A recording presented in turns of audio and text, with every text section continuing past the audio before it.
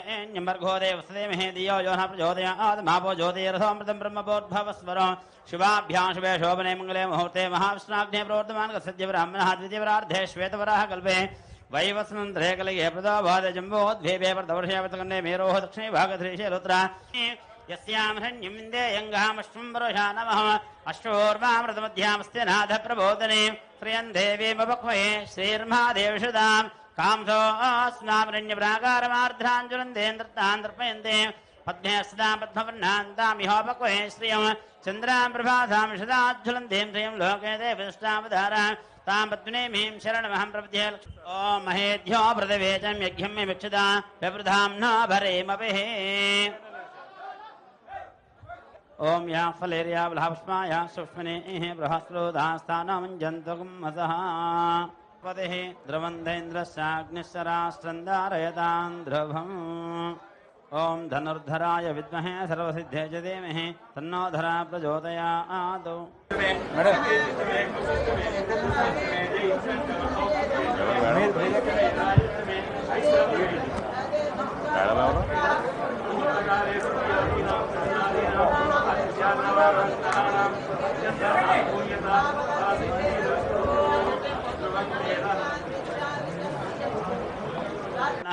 हिरण्ययातर्योनेर्षिद्ध्या हिरण्यदादध्यन्नमस्मै सहिरत्नानि दाशुते सुवासविधापकः तं भागं चित्रमीमहे ओषधसंवदन्ते सोमेन सह राज्ञा ओम पर्वदेवावजाजलः इन्द्रैवेह द्रवस्तिष्ठा इह राष्ट्रमुधारय अभिदिष्टप्रधन्यतः अधरे सन्तु शत्रवः इन्द्रैवाह वृत्रः तिष्ठा अपः क्षेत्राणि सञ्जयन् इन्द्रयेण वधेतरतो द्रवं द्रवेण हविषा तस्मै देवादिभ्रमन् अयं च ब्रह्मणस्पतिः अयं मुहूर्तस्मुहूर्तोऽस्तु एतस्मुहूर्तकाले सूर्यादीनां नवानां ग्रहाणां అత్యంత అనుకూల్యత బలసిద్ధిరస్తో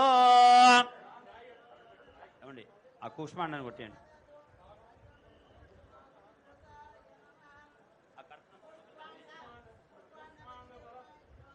కూష్మాండ దేవతా గచ్చ కూష్మాండ బలం మోక్షమా యజమానస్యాః మాం రక్ష ఆయుకర్త పుష్టికర్త దుష్టికర్త వృద్ధికర్త క్షేమకర్త ఐశ్వర్యకర్త ఆరోగ్యకర్త కళ్యాణకర్త భవానేనా కూష్మా 10 సంవత్సరాల నుంచి నిర్లక్ష్యానికి గురైన తెలంగాణ తల్లి విగ్రహ ప్రతిష్ట శంకుస్థాపన కార్యక్రమం ఈరోజు ఈ ప్రభుత్వం తీసుకోవడాన్ని వారందరూ కూడా ఇక్కడికి వచ్చి ఈ ప్రభుత్వం చేపట్టిన కార్యక్రమానికి అండగా నిలబడ్డందుకు మనస్ఫూర్తిగా ధన్యవాదాలు.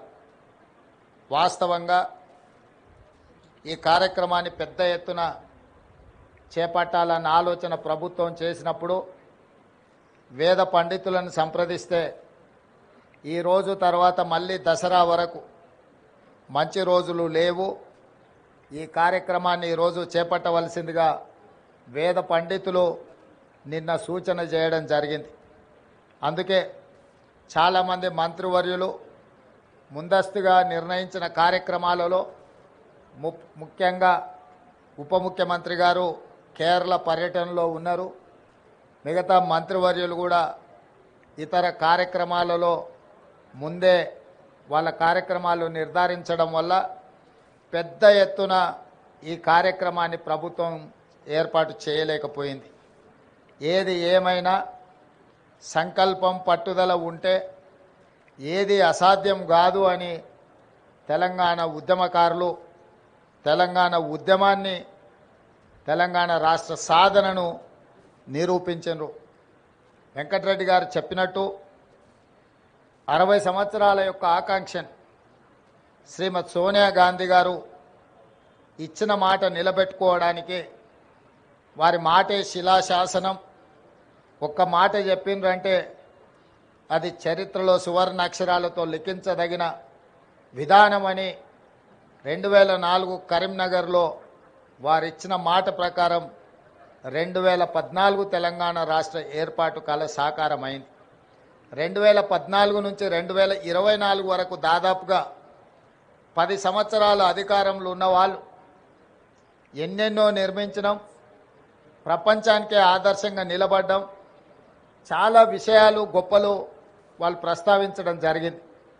నేను పెద్దగా రాజకీయ విమర్శలకు నేను వెళ్ళదలుచుకోలేదు, కానీ 10 సంవత్సరాలు పరిపాలన చేపట్టిన వాళ్ళు తెలంగాణ తల్లిని తెరమరుగున పడవేసిండ్రు.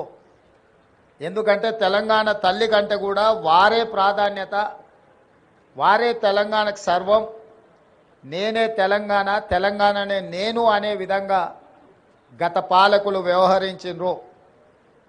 ఆ విధానానికి కాంగ్రెస్ పార్టీ, ప్రజలెన్నుకున్న ప్రభుత్వం, ప్రజాపాలన ఆ పాత విధానాలకు విరుద్ధం ప్రగతి భవన్ పేరు మీద పెద్ద గడిని నిర్మించుకొని చుట్టూతా ముళ్ళ కంచెలు ఏర్పాటు చేసుకొని వందలాది మంది పోలీసుల పహారల మధ్యలో వారు భద్రంగా అక్కడ ఉండి తెలంగాణ ప్రజలకు ప్రవేశం లేదు అని నిషేధించిన ప్రగతి భవన్ను ప్రజాభవన్గా మార్చి జ్యోతిరావు పూలే భవన్గా ఈరోజు తెలంగాణ ప్రజలు ఏ సమస్యలు ఉన్నా స్వేచ్ఛగా లోపలికి వెళ్ళొచ్చు, అక్కడున్న ప్రజాప్రతినిధులకు అధికారులకు విన్నవించవచ్చు, ఆ సమస్యల్ని పరిష్కరిస్తాము అని చెప్పి గడిగా మారిన ప్రజాభవన్ను ఈరోజు వాళ్ళు ప్రగతి భవన్ పేరు మీద ప్రజలకు దూరం చేస్తే ప్రజాభవన్ పేరు మీద మన ప్రభుత్వం ప్రజలకు అందుబాటులోకి తీసుకొచ్చి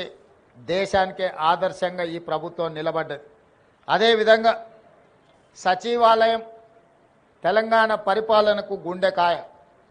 తెలంగాణ ప్రజల యొక్క ఆకాంక్షలు నెరవేరాలన్నా, తెలంగాణ రాష్ట్ర అభివృద్ధి జరగాలన్నా ఈ సచివాలయం నుంచే విధానపరమైన నిర్ణయాలు జరగాలి, ప్రజాప్రభుత్వం పరిపాలన సాగించాలి, మంత్రివర్గ సహచరులు ఇక్కడి నుండే నిర్ణయాలు చేయాలి, ప్రజలు వాళ్ళ యొక్క విజ్ఞప్తులను, వాళ్ళ యొక్క సమస్యలను తెలియజేయడానికి ముఖ్యంగా మంత్రులు ప్రజలకు అందుబాటులో ఉండాలి. ఇది సచివాలయ విధి విధానాలు. కానీ 10 సంవత్సరాలు మంత్రులు కానీ, ముఖ్యమంత్రి కానీ, ఆనాటి ప్రజాప్రతినిధులు ఎవరు కూడా ప్రజలకు అందుబాటులో లేకపోవడం, ప్రజలకు సచివాలయంలోకి ప్రవేశమే నిషేధం జరిగింది.